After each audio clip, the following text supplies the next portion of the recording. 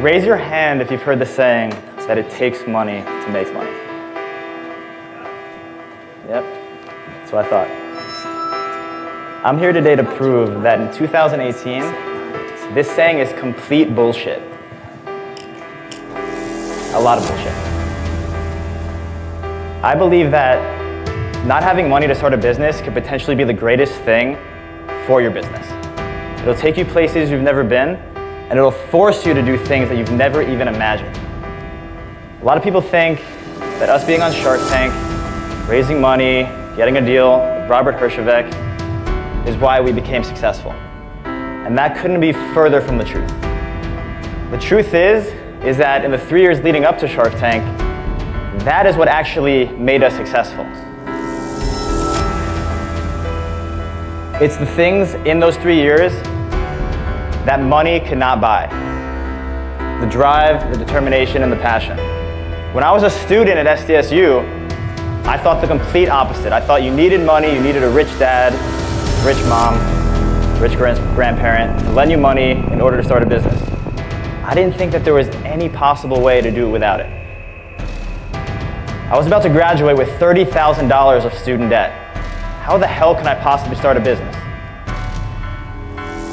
So, I took the traditional route. Got a safe job at a big insurance company in San Diego, in a cubicle. It sucked. After 11 months, the millennial in me decided that this is not gonna last and this is not acceptable. So, came together with my two best friends and co-founders, Steven and Bruno. We decided that we need to get out of here and bring the world something that they really, really need. Better beach towels. This was our $1 billion idea. So we quit the next day. We're out. We call our parents, tell them what we did, and they're so happy. They're like, good for you guys are the best, go for it. I'm just kidding. They thought we were complete morons, and they were very confused on how we're gonna pay for this. They knew we were broke. We didn't care. We went out to celebrate. We were so high on life. We were so excited for this next chapter. But the next day, reality struck. And we woke up, and we realized that our parents are probably right. We don't have any money. How are we gonna pay for this? But that's where the magic started. Instead of focusing on this, the fact that we didn't have money, we took it as an opportunity to channel our inner creativity and resourcefulness. But resourcefulness doesn't pay rent. I wish it could. So we decided to move into a 2-bedroom apartment. Bruno is gonna sleep in the loft, on the floor. We're gonna cook beans and rice every day, cash out our 401ks that had nothing in it. We're gonna sell everything in our apartment. We're gonna take out 5 credit cards each. Me and Steven are gonna become Uber drivers to pay the bills. Bruno's gonna cash out his Apple stock to pay for our first batch of towels. Boom, we have the number. We know that social media is where we had to be in order to build a millennial-driven brand. There was no other way. And none of us knew anything about social media. I don't think Snapchat was even around at this point.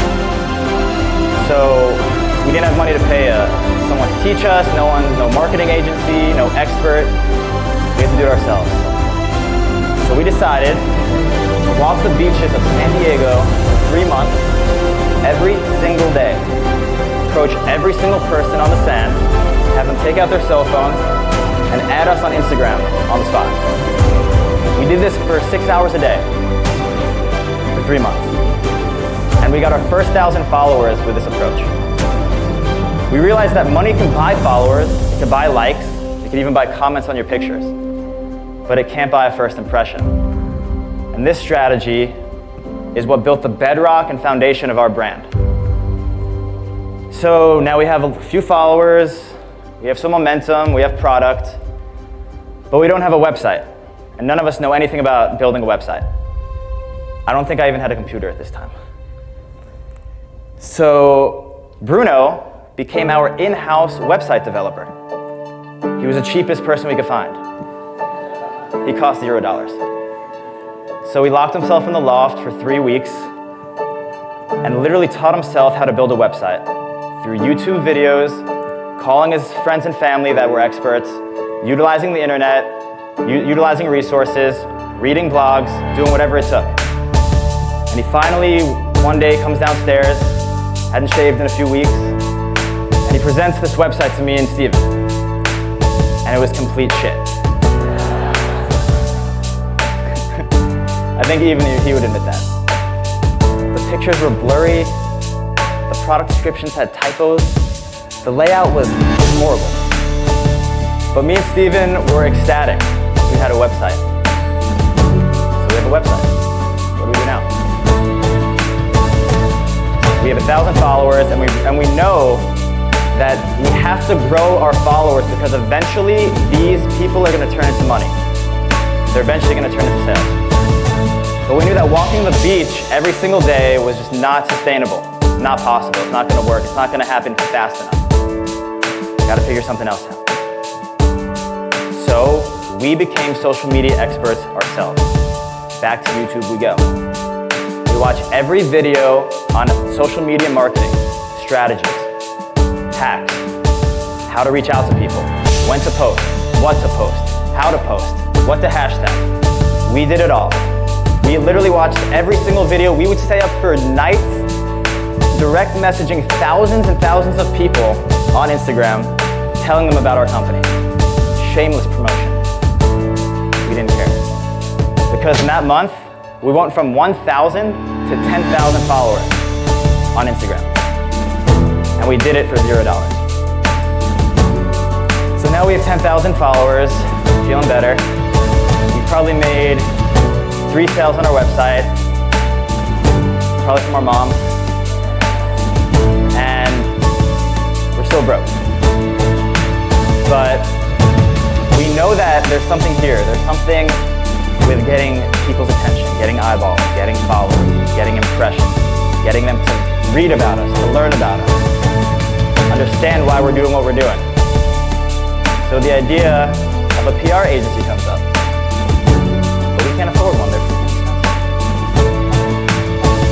So we decided to reinvent what a PR agency means in a digital world. YouTube. What else do we need?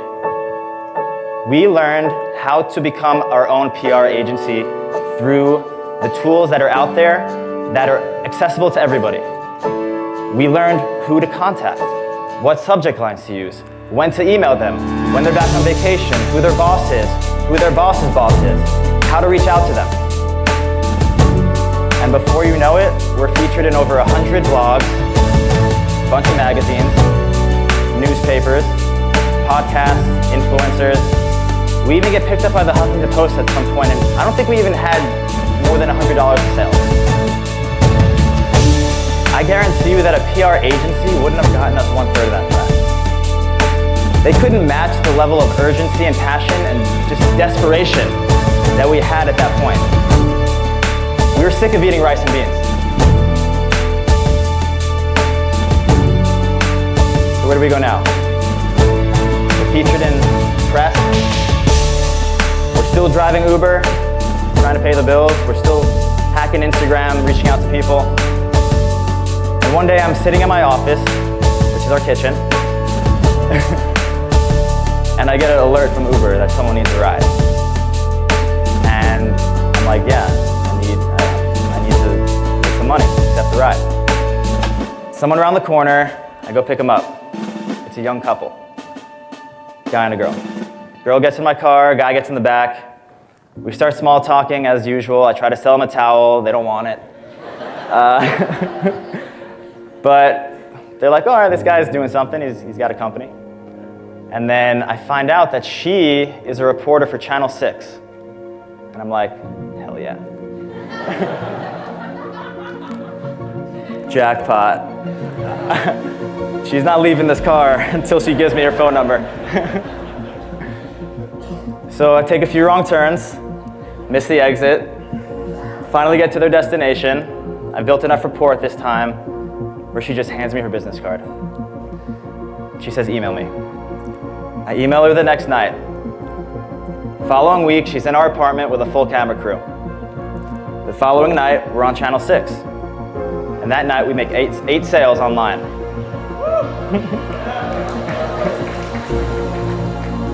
And then we went out for tacos. In my opinion, money cannot buy these experiences. They cannot buy the resources that are out there that are free for all of us. When you don't have money, you're forced to take matters into your own hands and make every single opportunity yours. That Uber experience is an example of how you can seize any single moment and make it an opportunity. I normally wouldn't have spoken to her. I would have just been driving along, just playing music, trying to get there, get back, stressed out. But because we were desperate, we had to do it ourselves. It forces you to do things that you'd never ordinarily do. So let's fast forward to today. We have 540,000 followers on Instagram. We got a deal on Shark Tank with Robert Herjavec. We have done millions of dollars in sales, in revenue, not profit. And we've donated $50,000 to various nonprofits, which we're really happy about. And we don't know what the future holds, because grads come and go every day. But what we do know is that the ideas and the strategies and the hustle and the blood, sweat, and tears that got us to where we are now will never stop. And that's something that money cannot buy. So the next time that someone tells you it takes money to make money, tell them that your lack of money is going to finance your resourcefulness and make you successful. Thank you.